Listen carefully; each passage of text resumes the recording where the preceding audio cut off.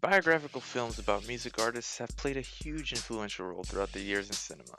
These films are able to portray the ups and downs of these superstars in dramatic and entertaining ways that most documentaries can't accomplish on their own. Biopics have been shown to revitalize the music of old and introduce historic figures to an entirely new audience. Unfortunately, however, there's plenty of times where musical biopics just don't hit the mark. And throughout the last 20 years, this has occurred very frequently with icons of black hip hop as the lead role. Movies like Get Rich or Die Trying, Notorious, and All Eyes on Me centralize some of hip hop's greatest legends and yet fall extremely short in their attempt of reinforcing their legacies. These movies often feel empty, lackluster, and oversimplified. These artists are portrayed as the special ones who have talent and perseverance, enough to build their successful careers and ultimately achieve legendary status. And although these details aren't technically untrue, we don't often see the influence of community and race, which played a major role in the motivation and outcomes of these celebrities. Instead, these films offer us a rags to riches story that is able to portray the artist's unique and iconic discography, but without the underlying substance it required. Straight Outta Compton is the first film, in my opinion, that successfully portrays the real meaning behind 80s and 90s hip hop. In addition to the great cast, exciting plot points, and entertaining musical displays, we as an audience face questions like, what does it mean to be a person of color from Compton? What burdens does this come with? How does this affect someone's rise to fame? And how does this impact others? Straight Outta Compton dives deep into society's shortcomings and therefore further emphasizes the prominent success of these artists. To fully understand the film's critique on racial injustice, it's important to note how F. Gary Gray portrays the issues that the members of NWA face on their rise to fame, as well as on their journey through fame. You are now about to witness the strength of street knowledge. NWA was initially formed in 1986, and throughout the movie we see a focus on three main characters, Dr. Dre, Ice Cube, and Eazy-E. If you've watched the film or are at least familiar with NWA's music, you should know about their strong Compton pride. However, it can also be noted throughout the film and in their numerous song lyrics that this pride concerns itself less with the city itself and more with the black community within that has dealt with various forms of oppression. The group's target audience is simply people like themselves. Prior to the group's formation, we see Eazy-E's drug-slinging lifestyle that keeps him in constant danger with affiliates and cops alike. We see Dr. Dre being held back from his dreams of producing music due to his mother's fear of him wasting all the progress she's made as a mother.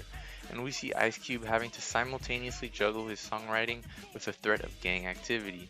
To top it off, they all fall victim to the unjust and racist nature of law enforcement and police brutality.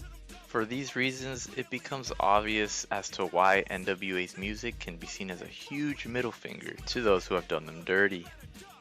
They entered the rap game not to play a part in the system, but to disrupt it. This is especially true for one song in particular. Fuck the police coming straight from the underground. A young nigga got it bad cause I'm brown. And not the other color, so police think they have the authority to kill a minority. Perhaps NWA's most iconic song also happens to be the most explicit and direct. The message became heard by a multitude of people, many of whom sharply disapproved, but this pattern can be seen throughout all of NWA's music in one way or another. An essay from the University of Memphis describes the entire Straight Outta Compton album as one that uses the microphone as a weapon for young black men to push back against a history of state-sanctioned racial violence. The group's style of gangster rap alone acted as a social glitch in the music industry. This form of counterculture is displayed with anger and mischief, yet also with proud carelessness, which seem to have upset haters the most. On the other side, we see fans who thrive off of NWA's music, who relate to it and can finally express their hateful emotions towards those who have punched down on them for so long. Later in the movie, we see a parallel between the rise of gangster rap and the reaction to the Rodney King trial verdict. Not only does this make connections between the reactions to exploitation and injustice, but it serves as a reminder to the protagonists for why they created an album like Straight Outta Compton in the first place.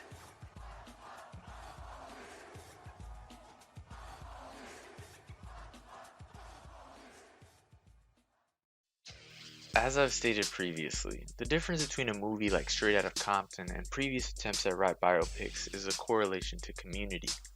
This film takes it to another level by questioning the meaning of community and what it means in relation to the city itself.